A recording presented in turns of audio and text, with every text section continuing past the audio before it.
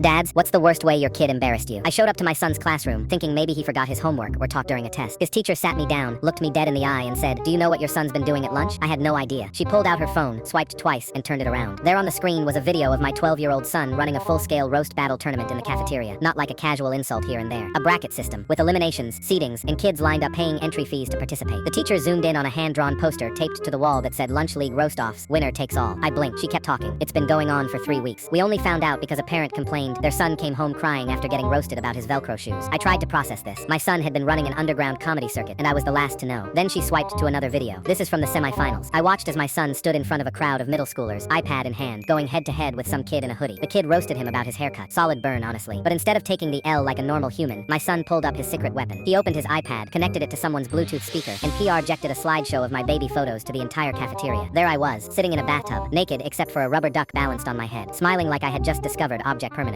200 middle schoolers erupted. Kids were screaming, laughing, pointing at the screen like it was the Super Bowl halftime show. My son stood there like a TED Talk presenter and said, "This is my dad. Argue with the duck." The cafeteria lost it. The teacher paused the video and looked at me with this mix of pity and confusion. Half the school has seen this. Parents are upset because their kids are getting, quote, emotionally destroyed during lunch. I sat there, speechless. She continued, "We need you to talk to him. This has to stop." I nodded, still staring at my own baby face, frozen on her phone screen. That night, I confronted him. He walked into the living room like he knew this was coming. I said, "You used my baby photos to win a roast battle." He shrugged. "I had to win, Dad. It was the semifinals. That's called strategy." Strategy. This kid said strategy like he was a general in a war, not a middle schooler hustling classmates out of their lunch money. I made him delete every photo, apologize to the kids, shut down the whole operation. He looked devastated, but the damage was already done.